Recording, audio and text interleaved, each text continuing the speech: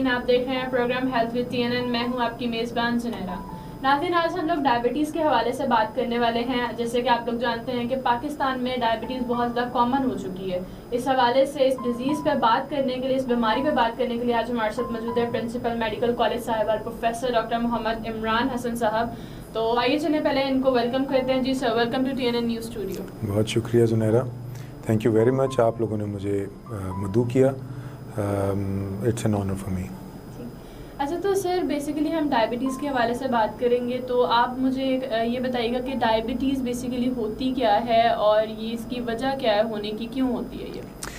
اچھا، diabetes basically کہتے ہیں کہ خون میں جو شوگر ہے اس کی جو مقدار ہے وہ ایک خاص لیول سے اوپر رہنے لگے مستقل بنیادوں پر. ٹھیک ہے. یہ نارمل آدمی میں خالی پیٹ 100 سے نیچے رہنا چاہیے، اور ہم 126 یا اس سے زیادہ اگر ہو جائے تو اسے خالی پیٹ ڈائبٹیز کہہ دیتے ہیں. لیکن اگر یہ 100 یعنی 101 سے 125 کے درمیان میں ہو تو اسے خالی پیٹ پری ڈائبٹیز یعنی شروعات ڈائبٹیز کی کہتے ہیں. اسی طرح سے کھانے کے بعد کسی بھی وقت یہ مقدار 200 کراس نہیں کرنا چاہیے. اور ایک نارمل آدمی کی جو ہے نا وہ 140 سے اوپر اگر جائے اور 200 سے اوپر 201 اگر ہو جائے تو یہ دو نمبرز 140 سے اوپر جا رہی ہے اور 200 سے نیچے ہے تو پری ڈائبٹیز ہے. اور اگر یہ 200 سے اوپر چلی گئی تو یہ ڈائبٹیز ہو جائے گی. سو نارمل آدمی کی رینڈم شوگر 140 سے نیچے رہنا چاہیے. ڈائبٹیز کیوں ہوتی ہے؟ بیسیکلی اس کی بہت سی وجوہات ہیں. کچھ موروثیت میں ہیں اور کچھ انوائرمنٹل ہیں اور ہماری عادات کی وجہ سے. اس کو ہم کئی گروپس میں ڈیوائیڈ کرتے ہیں، لیکن جو عام فہم ہیں وہ ٹائپ 1 اور ٹائپ 2 کہلاتی ہیں. ٹائپ 1 وہ ہوتی ہیں جس میں بیسیکلی شوگر کو جو سیل کے اندر موو کرنے کے لیے ایک ہارمون چاہیے ہے، اسے انسولین کہتے ہیں. اس کی ٹائپس ہیں. سو جی ہاں، تو انسولین جو ہے وہ بیسیکلی ایک جس طرح اس کمرے میں ایک تالا ہے تو اس تالے کو اگر آپ نے کھولنا ہے تو اس کے لیے چابی چاہیے. شوگر بھی بلڈ کے اندر سے جب موو کرے گی اس میں سیل کے اندر تو یہ بیسیکلی انرجی کا کام کرتی ہے. جیسے گاڑی کو فیول کی ضرورت ہوتی ہے اسی طرح سے سیل کو انرجی کی ضرورت ہوتی ہے. تو یہ گلوکوز اندر سیل کے موو کرنا جو ہے یہ بیسیکلی اس چابی سے ممکن ہوتا ہے کہ چابی تالے پہ لگے گی تو گلوکوز اندر موو کرے گی. ٹائپ 1 میں یہ جو گلوکوز ہے، چابی ہے یعنی انسولین، یہ اس کی ایبسنس ہوتی ہے یعنی موجود نہیں ہوتی، یا کسی بیماری کی وجہ سے وہ سیل جو انسولین پیدا کر رہے ہیں وہ ڈسٹرائے ہو جاتے ہیں. یہ عمومی طور پہ مدافعتی نظام اپنا خراب ہونے سے یعنی آٹو ایمیون ڈیزیزز سے، اور اسی طرح سے بعض اوقات کچھ انفیکشنز کی وجہ سے ہو جاتی ہے، اور یہ عموماً کم عمری میں ہوتی ہے. میجورٹی لوگ جو ہیں ہمارے وہ اس طرح سے ڈائبیٹک نہیں ہوتے. جب انسولین ڈیفیشینٹ ہوتی ہے تو پھر ایسے لوگوں کو علاج بھی یہی ہوتا ہے کہ انسولین ریپلیس کی جائے. ٹائپ 2 ہمارے یہاں میجورٹی پیشنٹس ہوتے ہیں. یہ وہ ہوتے ہیں جن میں انسولین بن تو رہی ہے بلکہ شاید ضرورت سے زیادہ بن رہی ہے کیونکہ وہ آگے کام نہیں کر پا رہی. اب اس تالے میں اگر ہم ایلفی لگا دیں یا کسی وجہ سے اس کو کور کر دیں ایسے کہ چابی اندر ہی نہ لگ سکے تو باہر تو مقدار شوگر کی بڑھتی جائے گی نا. تو ٹائپ 2 میں کسی وجہ سے یا تو درست پیدا ہو رہی ہے اور کام نہیں کر پا رہی، یا پھر وہ جو ریسیپٹرز ہیں ان میں کوئی فالٹ ہے جس کی وجہ سے شوگر جو ہے وہ بلڈ سے سیل کے اندر موو نہیں ہو پاتی، جس کی وجہ سے اس کو ہم ٹائپ 2، اور یہ عموماً بڑی عمر کے لوگوں میں ہوتی ہے، 30 سے اوپر کی عمر کے لوگوں میں. اور جو ریزسٹنس کی بہت بڑی وجہ ہے وہ ہمارے کھانے پینے کی عادات ہیں، ورزش کا نہ کرنا ہے، اور اکثر اوقات موٹاپا اس کی سب سے بڑی وجہ بنتا ہے. اچھا، تو ڈائبیٹک پیشنٹ کی علامتیں کیا ہے؟ کس طریقے سے ایک پرسن کو، یا جس طرح میں ہوں یا کیجول پرسن ہے اس کو نہیں اندازہ ہوگا تو اس کو کیا کس چیز سے اندازہ ہو کہ وہ پریکاشن سٹارٹ کر دیں؟ جنارہ، یہ بہت اچھا سوال ہے. پہلی بات تو یہ کہ اب آپ یوں سوچئے کہ کسی آدمی کو اگر انرجی نہیں ملے گی تو کیا محسوس ہوگا؟ ویکنس، لو ویکنس. اور جب یہ گلوکوز اندر سیل کے موو کرتی ہے تو واٹر اپنے ساتھ اندر لے جاتی ہے، تو ہائیڈریشن.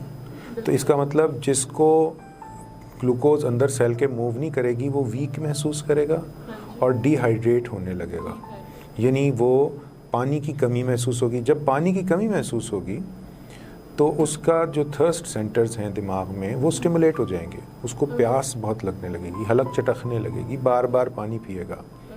سو ویکنس ہوئی، اس کو ساتھ میں پیاس زیادہ لگنے لگی اور حلق چٹکنے لگا تو پانی زیادہ پی رہا ہے. اب جب پانی زیادہ پی رہا ہے تو جو ایکسٹرا گلوکوز ہے اس نے ویسے بھی کڈنی سے نکلنا ہے اور اپنے ساتھ پانی اور نکالنا ہے، تو پانی کا لاس بھی شروع ہو جائے گا along with glucose, extra glucose. تو اس کا مطلب یہ ہوا کہ یورین میں گلوکوز اپنے ساتھ واٹر موو کرا رہی ہے. تو اس شخص کو جس کو بہت زیادہ پانی نکالنا پڑ رہا ہے جسم سے، اس کا یورین آؤٹ پٹ بہت بڑھ جائے گا، راتوں کو اٹھنے لگے گا بار بار پیشاب کرنے کے لیے. سو جس کا جسم سے پانی نکلے گا اس کے وزن کو کیا ہوگا؟ وزن کم ہونے لگے گا. So weakness, increase thirst, weight loss, اور اسی طرح سے اس کی جو بار بار یورین کا آنا، یہ ساری علامتیں وہ ہیں جو کلاسیکل جنہیں ہم کہتے ہیں ٹائپ 1 ڈائبٹیز میں ہوتی ہیں جب انسولین ڈیفیشنسی ہو. ٹائپ 2 ڈائبٹیز جو ہے نا، کیونکہ وہ عموماً اس وجہ سے ہوتی ہے کہ ہم غلط کھا رہے ہیں یا ورزش نہیں کر رہے، تو ان میں ایک پہلی علامت جو ہوتی ہے وہ یہ کہ ایسے آدمیوں کی وزن بڑھنے لگتا ہے. اور جب وزن بڑھنے لگتا ہے تو عمومی طور پہ پھر علامت کوئی نہیں ہوتی ان کو، یا اتفاقی طور پہ پتہ چلتا ہے کہ اکثر لوگ کہتے ہیں کہ ہم گئے تو تھے کسی اور کام سے، ڈاکٹر نے چیک کیا تو یہ شوگر زیادہ نکل آئی ہے. تو ایسے مریضوں کو عمومی طور پہ ضروری نہیں ہے کہ کوئی علامت پیدا ہو، اور یہ بالکل سائلنٹلی اپنی مسائل پیدا کرتی ہے. مطلب کچھ منتھس کے بعد اپنا regular check up even months نہیں، میں تو یہ کہوں گا کہ اگر آپ کی فیملی میں ڈائبٹیز ہے، اگر آپ 40 سے اوپر ہو گئے ہیں، اور اگر آپ کی ویسٹ کا سائز مردوں میں 36 اور خواتین میں 30 سے زیادہ ہے، تو آپ کو اس بات کی ضرورت ہے کہ آپ اپنی شوگر کا چیک کروائیں، اور ہر سال ایک دفعہ ضرور چیک کروایا کریں اگر اسٹرانگ فیملی ہسٹری ہے، کیونکہ ٹائپ 2 فیملی میں رن کر سکتی ہے، ٹائپ 1 نہیں کرے گی، ٹائپ 2 رن کر سکتی ہے. اور ٹائپ 2 کا عمومی طور پہ کیونکہ مسئلہ یہ ہے کہ آپ کو کمپلیکیشن ہوگی تو پتہ چلے گا، تو اس وجہ سے اس کمپلیکیشن کو ہی تو بچانا ہے. تو اس لیے اس کا اپنے ویسٹ کے سائز کو ٹھیک رکھنا، ایکسرسائز کرنا، اور اپنی جو شوگر کو چیک کروا لینا اگر اسٹرانگ فیملی ہسٹری ہے. So these are the few things which can be done easily. اچھا، تو سر اس کی ٹیسٹنگ یا اسکرین ٹیسٹنگ یا ڈائگنوسس کو کس طریقے سے کیا جاتا ہے؟ یہ بھی بڑا اچھا سوال ہے. سمپل اس کے سلسلے میں نا کافی کچھ ریسرچ بھی پبلش ہو چکی ہے. ایک تو یہ کہ خالی پیٹ شوگر کا چیک کرنا. خالی پیٹ عمومی طور کے اوپر کہا جاتا ہے کہ 14 آورز کی فاسٹ ہو، لیکن اگر 14 آورز کو نہیں بھی کر سکتا تو ایٹ لیسٹ 8 آورز کی فاسٹ ضرور ہو. سو 8 آورز کی فاسٹنگ کے ساتھ اپنی شوگر کا لیول چیک کر لینا، اور دوسرا کھانے کے 1.5-2 گھنٹے کے بعد اپنی شوگر کو چیک کرنا. اس کے علاوہ ایک ٹیسٹ ہوتا ہے جسے گلوکوز ٹالرنس ٹیسٹ کہتے ہیں، GTT. یہ آپ 100 گرام گلوکوز کسی کو پلاتے ہیں، اور اس کے بعد آپ گھنٹے بعد پہلے بھی چیک کرتے ہیں اور گھنٹے بعد چیک کرتے ہیں، تو وہ آپ کو ایک گراف مل جاتا ہے کہ وہ ویلیوز جو میں نے جیسے آپ کو بتایا، فاسٹنگ 100 اور رینڈم 140 اس سے نیچے رہنا چاہیے. اب اس سے اوپر کتنی جا رہی ہے وہ گراف آپ کو بتا دے گا. تو وہ اس کی 0 یعنی before taking that 100 gram glucose, اسی طرح سے 1 آور پہ، پھر 2 آور پہ، اور پھر 3 آور پہ لے کے we can make a graph. اس کے علاوہ ایک ٹیسٹ اور بھی ہے جو کیا جا سکتا ہے ٹو فائنڈ آؤٹ کہ آپ کو پرانی شوگر ہے یا نہیں. اس کو گلائکوسائلیٹڈ ہیموگلوبن کہتے ہیں، A1C. سو اس سے اندازہ ہو جاتا ہے کہ پچھلے 3 مہینے میں آپ کا کنٹرول کیسا رہا ہے.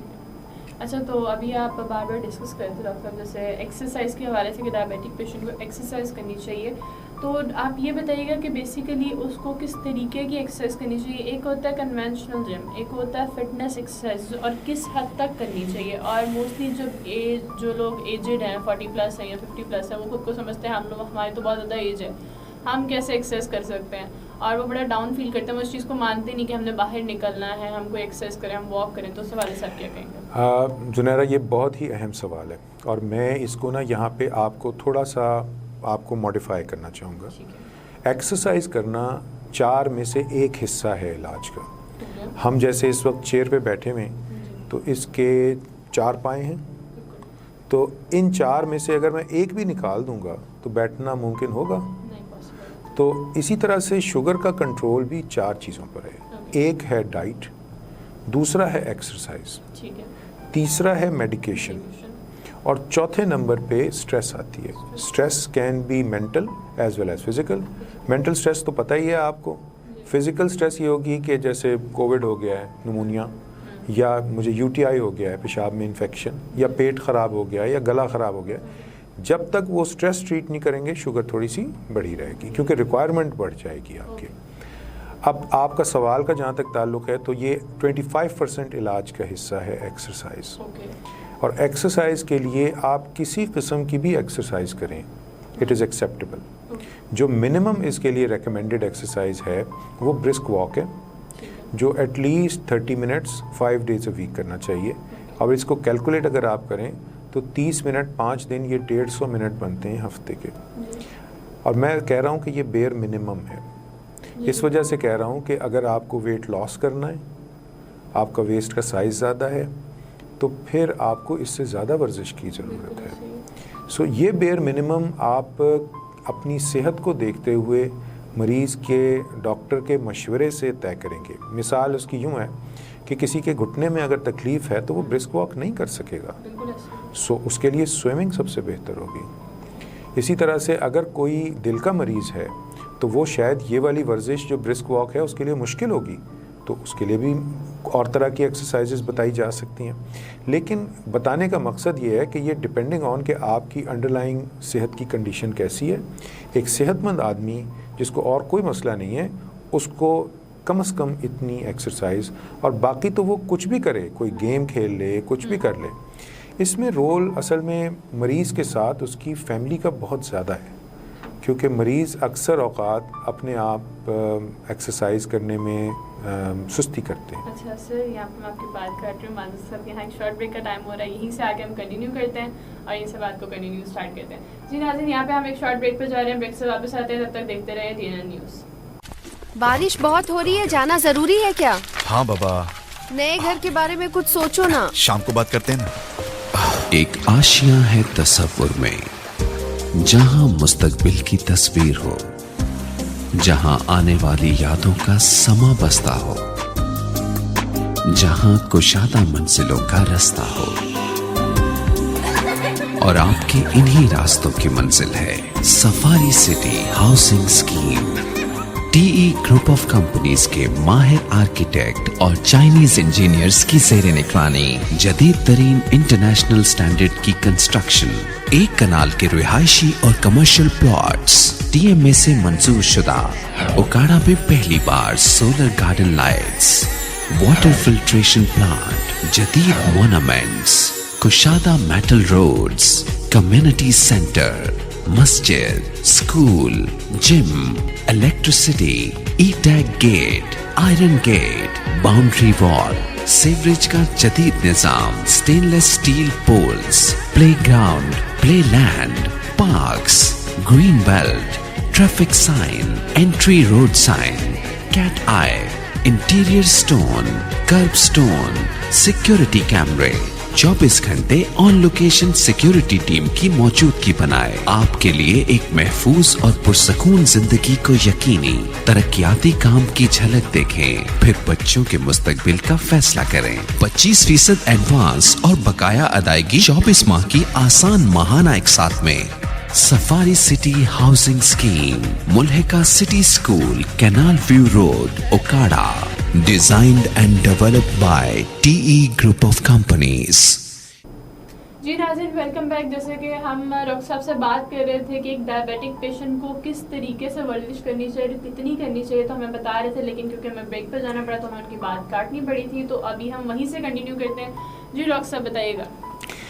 ایکسرسائز تو اب آپ یہ دیکھ لیں نا کہ اگر کوئی شخص ایکسرسائز کرنے میں سستی کرتا ہے تو میرے خیال میں اس میں جو رسپانسبلٹی وائز اگر میں بات کروں نا تو وہ مینجمنٹ میں سب سے زیادہ رسپانسبلٹی جو ہے وہ مریض کی اپنی بنتی ہے, کیونکہ ڈاکٹر کا رول تو ایک گائیڈ کا ہے, اور اس نے یہ رول میرے خیال میں 100 میں سے اگر میں پرسنٹیج وائز بات کروں تو 5% رول آپ کے ڈاکٹر کا ہے, 50% آپ کا اپنا ہے. تو آپ کے خیال میں باقی 45% کس کا ہے؟ یس, وہ لوگ جو کلوزلی نیٹڈ ہیں, جو آپ کے ساتھ ورک پلیس پہ ہوتے ہیں, جو گھر کے اندر ہوتے ہیں, یہ ان کا رول ہے. وہ آپ کو موٹیویٹ کریں, اور اس میں 1 اور 1 2 نہیں ہوتے, 1 اور 1 11 ہو جاتے ہیں. کیونکہ اگر آپ کے ساتھ جو پارٹنر آپ کا ہے وہ آپ کو صبح کو موٹیویٹ کر کے جوتے پہننے پہ مجبور کر دیتا ہے تو it will go a very long way in controlling things. جو فزیشین ہے آپ کا وہ تو صرف زبان کو اس کو ہلانا ہے اور کاغذ پہ لکھ کے دینا ہے کہ اتنے منٹ ایکسرسائز کرو, he will not be with your family, اور آپ کو جب تک خود اس سلسلے میں موٹیویٹڈ نہ ہو. اب ایسے لوگ جو بالکل چلنا پھرنا نہیں کر سکتے ان کے لیے کچھ ایکسرسائزز ایسی بھی ہیں جن کو ہم اینیروبک ایکسرسائزز کہتے ہیں. یہ فزیو تھراپسٹ آپ کو اس کی بہتر طریقے سے بتا سکیں گے, لیکن یہ آئسومیٹرک ایکسرسائزز ہوتی ہیں جس میں آپ اپنے مسل گروپس کو ٹائٹ کرتے ہیں اور پھر ریلیکس کرتے ہیں, تاکہ ان کی مسلز جو ہیں وہ ٹون کے اندر رہیں اور ان کو زیادہ سے زیادہ ایکزرٹ کرنا پڑے. اسی طرح سے کچھ ایکسرسائزز ایسی ہیں جیسے بعض موسم آتے ہیں, پچھلے دنوں آپ کو پتہ ہے ڈینگی تھا, اس سے پہلے کووڈ تھا, کہ باہر جانے سے لوگ گھبراتے تھے, تو آپ کمرے کے اندر کر سکتے ہیں. اس کے لیے جو کچھ ایکسرسائزز ہیں ان میں سے ایک ایکسرسائز کا میں نام بتا دیتا ہوں آپ کو, اس کو ٹباٹا ایکسرسائزز کہتے ہیں.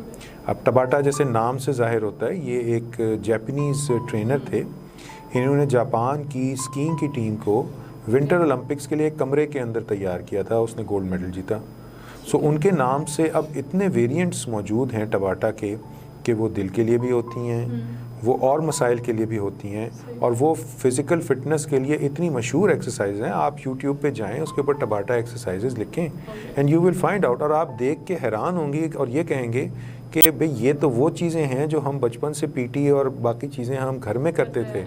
آپ گرمی کا شدید موسم ہے, اے سی کے ساتھ کمرے کے اندر کر سکتے ہیں, شدید سردیاں ہیں, ہیٹر لگا کے کمرے کے اندر کر سکتے ہیں. So it is up to you کہ آپ کتنا موٹیویٹڈ ہیں. دیر is always a way out کہ آپ کو پتہ چل جائے کہ ایکسرسائز کیا کرنا ہے. لیکن یہاں پہ جیسے کہ رمضان کا مہینہ ہے, اس میں فزیکل ایکٹیویٹی ڈیورنگ فاسٹ کرنا جو ہے یہ میرے خیال میں زیادتی کی بات ہوگی اپنے روزے کے ساتھ, اور یہ اپنے آپ کو رسک میں ڈالنے والی بات ہوگی, انلیس کہ آپ بہت موٹیویٹڈ ہیں اور آپ چاہتے ہیں کہ میں وزن بہت لوز کروں, پھر تو ممکن ہے کہ آپ یہ کام کریں. Otherwise I will strongly suggest کہ جو ایکسرسائز بھی کریں, تراویح پڑھ لیں, that will be an exercise for fasting diabetics, لیکن رمضان میں کوئی ہیوی ایکسرسائز ڈیورنگ فاسٹ نہ کریں. اچھا تو سر ابھی تو یہ ایکسرسائز کے حوالے سے بات ہوگی, اگر ہم انزائٹی اور ڈپریشن کے حوالے سے بات کریں کہ کس طریقے سے وہ ڈائبٹیز کو انکریز کر دیتے ہیں, کیا رول پلے ہوتا ہے ان کا, اور اس کو مینیج کس طرح کیا جا سکتا ہے؟ اچھا, آپ نے یہ بہت ہی اچھا سوال ہے. جو ہمارے سائیکائٹرسٹ دوست ہیں نا, وہ ایک بات کہتے ہیں کہ جو بھی ڈپریشن یا انزائٹی ہوتا ہے اس کا سلوشن جو ہے وہ مریض کے اپنے پاس ہوتا ہے. بالکل ایسے ہی. اس انزائٹی یا ڈپریشن کو دور کرنے کے لیے جب تک اس کو ٹارگٹ نہیں کیا جائے گا, سو ایک تو وہ ختم نہیں ہوگی. بڑھاتی کیسے؟ جب بھی ہمیں کوئی چیز خوف ہوتا ہے تو بیسیکلی جسم میں ہمارے, آپ بچپن میں میرے ساتھ ہی ایسا ہوتا رہا ہے کہ جب امتحان کوئی قریب ہوا تو میری بھوک اڑ گئی یا میرے پیٹ میں درد شروع ہو گیا. یہ بیسیکلی جسم سے ایسے ہارمونز نکلتے ہیں جو میرے آپ کے جسم کو تیار کرتے ہیں کہ وہ اس پرابلم کو سالو کرنے کے لیے کوئکلی ایکٹ کر سکیں. مثلا دروازے پہ اگر زور سے کوئی ناک کرے گا اور میں اکیلا ہوں کمرے کے اندر تو میرے دل کی دھڑکن تیز ہو جائے گی. سو وہ کیوں؟ وہ انہیں کیٹیکولامینز کہتے ہیں، ہارمونز جو جسم سے سٹورڈ انرجی کو ریلیز کرتے ہیں. اب سٹورڈ انرجی ریلیز ہوتی ہے گلوکوز کی شکل میں، فیٹس کی شکل میں. سو جب وہ ریلیز ہوگی تو اس نے سب سے پہلی جو چیز بڑھانی ہے وہ گلوکوز لیول ہے. تو یہی تو وہ گلوکوز ہے جو بلڈ شوگر کو بڑھا دیتی ہے. اس کے بڑھانے کا مقصد یہی ہوتا ہے کہ جسم کے سیلز کو فوری انرجی چاہیے تاکہ کوئی کوئک ایکشن، مسلز کوئی کوئک ایکشن کریں.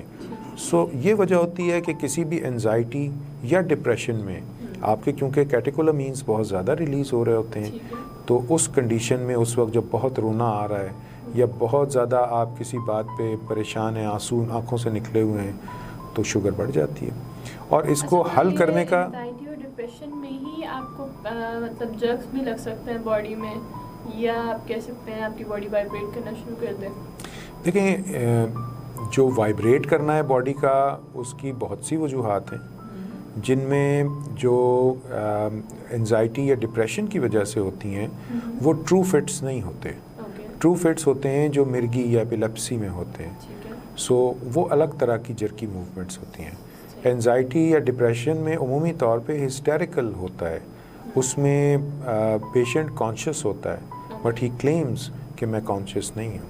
اور اسی طرح سے اس کا ہلانا جلانا جسم کے مختلف چیزوں کا یہ بھی اس کے اختیار میں ہوتا ہے پارٹلی، اور وہ لیکن کلیم یہ کرتا ہے کہ میرے اختیار میں نہیں ہے.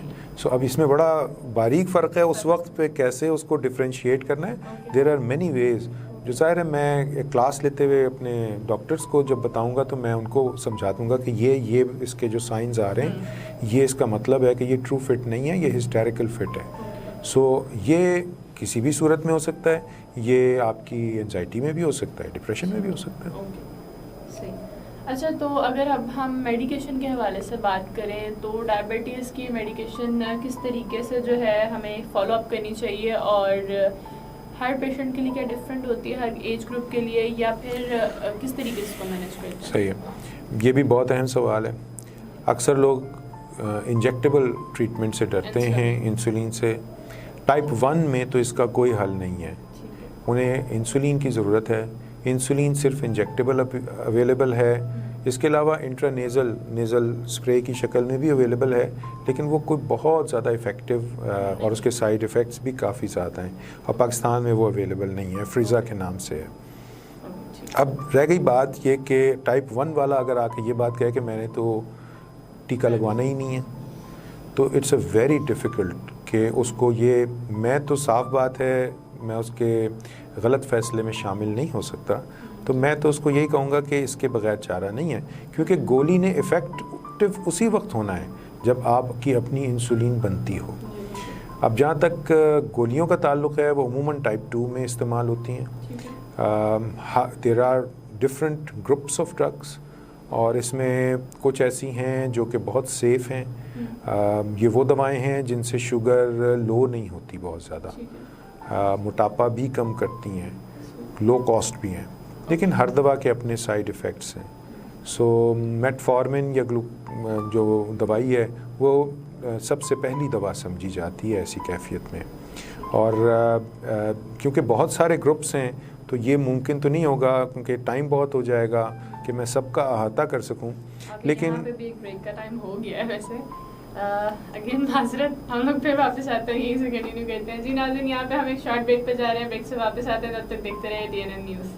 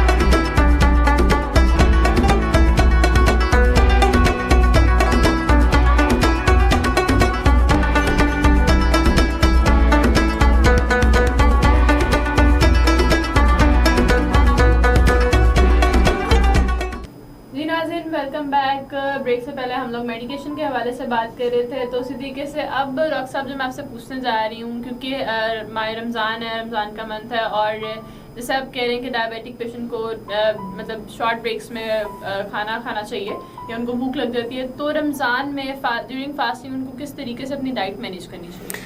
اچھا زنیرہ, یہ سوال تو اتنا اہم ہے کہ اس پہ میرے خیال میں گھنٹوں بات ہو سکتی ہے, لیکن میں اس کو سمپلیفائی کر کے یہ کہتا ہوں کہ جس طرح تبلیغی جماعت والے ہوتے ہیں نا, ان کے 6 نمبر ہوتے ہیں, تو اسی طرح سے رمضان ان ڈائبٹیز, اس کی مینجمنٹ کو سمجھنے کے لیے بھی 6 پوائنٹس ہیں. پہلا پوائنٹ یہ ہے کہ آپ نے پیشنٹ کو, پہلی بات تو یہ کہ کم سے کم 4 سے 6 ہفتے پہلے اپنے ڈاکٹر سے رابطہ کر لینا چاہیے تاکہ وہ اس کی رسک اسٹریٹیفیکیشن کر لے. اب یہ رسک اسٹریٹیفیکیشن کس بات پہ ہوتی ہے؟ اس میں 3 گروپس میں ڈیوائیڈڈ ہے, لو, ماڈریٹ اور ہائی رسک. لو رسک والے وہ مریض ہیں جو اپنے معالج کے مشورے کے بغیر بھی روزہ رکھ سکتے ہیں. یہ وہ ہیں جو صرف غذا پہ اپنے یا ایکسرسائز پہ اپنی شوگر کو کنٹرول رکھے ہوئے ہیں, اور یا کوئی ایسی دوائی کھا رہے ہیں جیسے میٹفارمن ٹائپ کہ جن کا کوئی شوگر لو نہیں ہوتی. اس میں اور بھی گروپس کی دوائیں شامل ہیں. سو یہ آپ نے معالج نے آپ کو بتانا ہے کہ آپ کا رسک گروپ کون سا ہے. So first point, risk stratification. High risk والے پیشنٹ کو روزہ نہیں رکھنا چاہیے. اس میں پریگننٹ لوگ شامل ہیں, اس میں وہ لوگ جو لیکٹیٹ کر رہے ہیں وہ شامل ہیں, اور اس میں وہ لوگ شامل ہیں جن کے کڈنیز یا ہارٹ کے کوئی ریسنٹ ایشوز ہوئے ہوئے ہیں, ڈائلسس کے اوپر ہیں وغیرہ وغیرہ.